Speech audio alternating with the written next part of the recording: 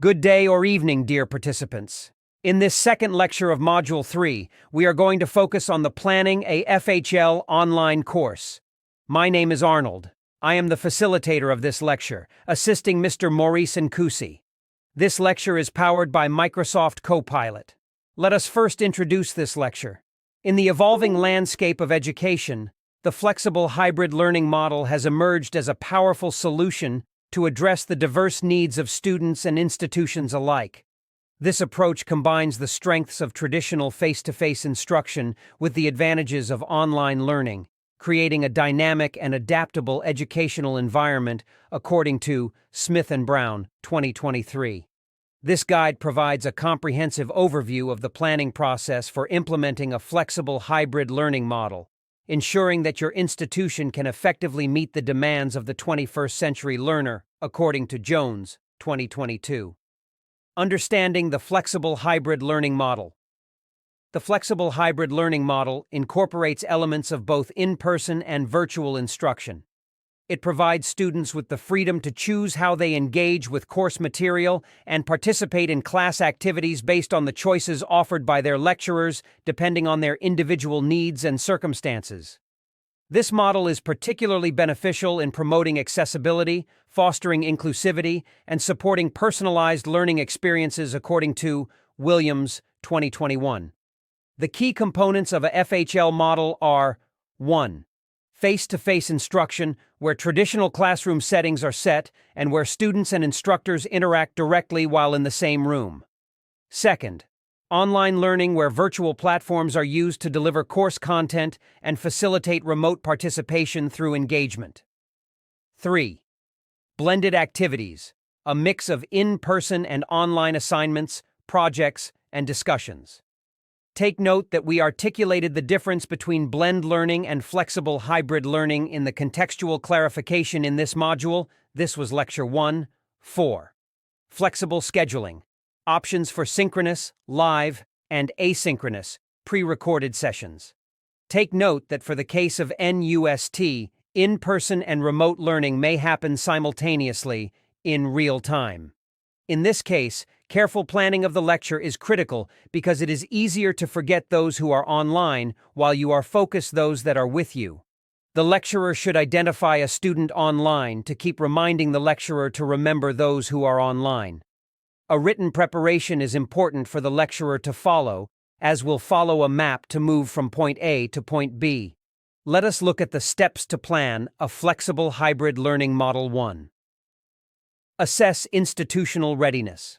Before embarking on the transition to a flexible hybrid learning model, it is crucial to evaluate your institution's current infrastructure, resources, and capabilities. Conduct a thorough analysis of the following aspects. 1. Technology. Assess the availability and reliability of digital tools, platforms, and internet connectivity according to Johnson & Lee, 2020. 2. Faculty expertise. Evaluate the readiness and proficiency of instructors in using online teaching tools and methodologies according to Miller et al., 2019. 3. Student access. Ensure that all students have access to necessary technology and support services according to Thompson, 2021. 4. Administrative support. Determine the level of support and resources available from the administrative body according to Davis, 2022. 2. Define learning objectives and outcomes. Clearly articulate the goals and expected outcomes of the flexible hybrid learning model. Consider the following questions according to Clark, 2020. A. What skills and knowledge should students acquire by the end of the course? B. How can the hybrid model enhance the learning experience? C. What metrics will be used to measure success? 3. Develop a transformative curriculum framework. According to Garcia, 2021, create a curriculum that seamlessly integrates face-to-face and online components. Key considerations include A. Course structure. Design courses that allow for both synchronous and asynchronous learning opportunities. B. Content delivery. Utilize a variety of multimedia resources, including videos, interactive modules, and readings. C. Assessment methods. Implement diverse assessment strategies such as quizzes, essays, projects, and peer reviews. Fourth, train faculty and staff. Provide comprehensive training for faculty and staff to ensure they are equipped with the skills and knowledge necessary to deliver hybrid instruction effectively. Training should cover according to Smith & Brown, 2023. 1. Best practices for online teaching and learning. Second, technical skills for using learning management systems, LMS, and digital tools. Third, strategies for engaging and motivating students in both settings. 5. Implement support systems for students. To foster a successful learning environment, offer robust support services for students, including according to Jones, 2022. 1. Technical support.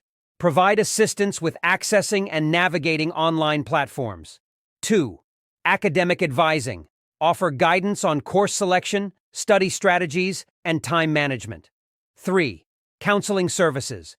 Address mental health and well-being through accessible counseling options. 6. Foster community and engagement. Create opportunities for building a sense of community among students and academics. Strategies include, according to Williams, 2021. 1. Discussion forums. Facilitate online discussions and group activities. 2. Virtual office hours. Offer regular sessions for students to interact with instructors. 3. Peer collaboration. Encourage group projects and peer-to-peer learning. 7. Evaluate and iterate. According to Johnson and Lee, 2020, continuously assess the effectiveness of the flexible hybrid learning model and make necessary adjustments. Key actions include 1. Collecting feedback from students, faculty, and staff. 2. Analyzing data on student performance and engagement. 3. Refining course content and delivery methods based on insights gained. Let us reflect now. This lecture covered the planning approach of flexible hybrid learning, FHL, online learning, emphasizing institutional readiness, clear learning objectives as the curriculum stipulates, the transformative curriculum framework aspect, faculty training, student support systems, community engagement, and continuous evaluation. Now, what questions should we start asking ourselves? What comes to my immediate thinking is, 1. Based on what you learned in this lecture, how can NUST fully benefit from flexible hybrid learning to address issues of quality teaching and learning to support students' quality learning experiences? 2. In your teaching experience, how did you manage to balance synchronous and asynchronous learning if you have experienced these two approaches? And based on what you learned in this lecture, how can you improve starting from the planning point of view? 3. Can you identify any areas in your practice where you felt particularly successful or struggled, and what factors contributed to these experiences? For improvement purposes, how are you going to plan to ensure success in ongoing practice? Reflect in writing on these 4 questions using the Gibbs Reflective Cycle Guide, which will be shared with you in this module. Compile your reflection in the e-journal available within the e-learning platform in use in this self-paced online course. Share your reflections with your colleagues at work, and also share them on the community of practice space, which will be shared with you. In conclusion, this lecture explored the flexible hybrid learning model that represents a forward-thinking approach to education that can adapt to the diverse needs of students and the evolving landscape of technology. By carefully planning and implementing this model, institutions can create a more inclusive, engaging, and effective learning environment. This lecture provides a roadmap to navigate the complexities of hybrid education, ensuring that both students and educators can thrive in this dynamic setting. If you have any questions or challenges, please use the discussion forum named Questions and Answers of Module 2 to ask questions and answer other participants' questions as well. Thank you for your attention.